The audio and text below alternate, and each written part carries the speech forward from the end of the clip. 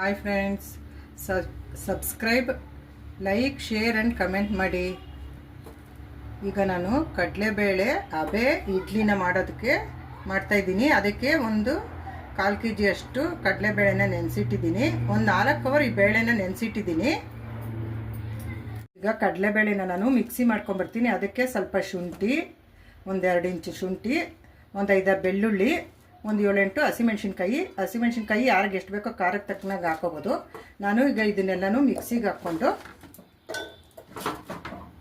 Mixie ಮಾಡ್ಕೊಂಬರ್ತೀನಿ. Idli ಮಾಡೋದಕ್ಕೆ ಕಡಲೆಬೇಳೆನ ಹಾಕ್ಕೊಳ್ತೇನೆ.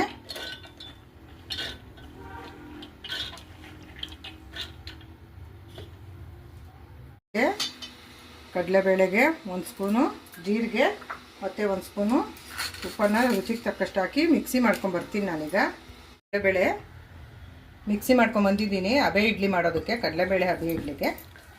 ಇದನ್ನು ಬೌಲಿಗೆ transfer ಮಾಡ್ಕೊಳ್ತೇನೆ. ಇದಕ್ಕೆ ಒಂದು ಸ್ವಲ್ಪ ಈರುಳ್ಳಿ ಸೊಪ್ಪೆಲ್ಲ ಹಚ್ಕೊಂಬರ್ತೀನಿ. ಈಗ ನಾನು ಕಡಲೆಬೇಳೆ ಇಡ್ಲಿ ಮಾಡೋದಕ್ಕೆ ತೊಗೊಂಡಿದ್ನೆಲ್ಲ ರುಬ್ಕೊಂಬಂದಿದ್ದೀನಲ್ಲ, ಅದಕ್ಕೆ ಈಗ ಈರುಳ್ಳಿ ಹಾಕ್ತೀನಿ. ಈರುಳ್ಳಿ ಜಾಸ್ತಿ ಹಚ್ಚಿದ್ದೀನಿ, ಮೀಡಿಯಮ್ ಸೈಜ್ ಒಂದು 4 ಈರುಳ್ಳಿನ ನಾನು ಹಚ್ಚಿದ್ದೀನಿ. ಅದನ್ನೆಲ್ಲ ಹಾಕ್ಕೊಳ್ತೀನಿ. ಅದಕ್ಕೆ ಮತ್ತು ಸಬ್ಬಾಕ್ಷಿ ಸೊಪ್ಪು ಒಂದು ಸಣ್ಣ ಕಟ್ಟು, ಒಂದು ಸ್ವಲ್ಪ ಕೊತ್ತಂಬರಿ ಸೊಪ್ಪು, ಸಬ್ಬಾಕ್ಷಿನೇ ಜಾಸ್ತಿ ಹಾಕಿದ್ದೀನಿ. ಈರುಳ್ಳಿನೂ ಸಬ್ಬಾಕ್ಷಿ ಜಾಸ್ತಿ ಹಾಕಿದ್ದೀನಿ. ಅದಕ್ಕೆ ಒಂಚೂರು ಆಗಲೇ ಹಾಕಿದ್ದೆ, ಒಂಚೂರು ಹೆಚ್ಚೂರು ಈರುಳ್ಳಿಗೋಸ್ಕರ ಹಾಕ್ತಾಯಿದ್ದೀನಿ. ಈರುಳ್ಳಿಗೆ ಮಾತ್ರ ಒಂದು ಸ್ವಲ್ಪ ಉಪ್ಪು ಹಾಕಿದ್ದೀನಿ. ಮೊದಲು ಒಂದು ಸ್ವಲ್ಪ ಉಪ್ಪು ಹಾಕ್ಕೊಂಡಿದ್ದೆ ರುಬ್ಬೋವಾಗ ಕಡಲೆಬೇಳೆಗೆ. ಈಗ ಇದನ್ನು ಎಲ್ಲ ಮಿಕ್ಸ್ ಮಾಡಿಬಿಟ್ಟು ಇದನ್ನು ಇಡ್ಲಿ ಪಾತ್ರೆಯಲ್ಲಿ ಇಡ್ಲಿ ಮಾಡೋಕ್ಕೆ ಇಡ್ತೀನಿ. ಈಗ ಇದಾಗಿದೆ. ಈಗ ಕಡಲೆಬೇಳೆ ಇಡ್ಲಿ ಮಾಡೋದಕ್ಕೆ ನಾನು ಇಡ್ಲಿ ಪಾತ್ರೆಯಲ್ಲಿ ಎಲ್ಲ ರೆಡಿ ಮಾಡಿ ಇಟ್ಟಿದ್ದೀನಿ. ಇದೊಂದು 20 ನಿಮಿಷ ಬೇಯಬೇಕಾಗುತ್ತೆ. ಆಮೇಲೆ ಒಂದು ಸಲ ತೆಗೆದು ನೋಡೋಣ. ಈಗ ಇಟ್ಟಿದ್ದೀನಿ. ಈಗ ಇದ್ರ ಮೇಲೆ ಮುಚ್ತೇನೆ. ಈಗ ಇದೊಂದೊಂದು 20 ನಿಮಿಷ ಬೇಯಬೇಕು, ಆಮೇಲೆ ನೋಡೋಣ.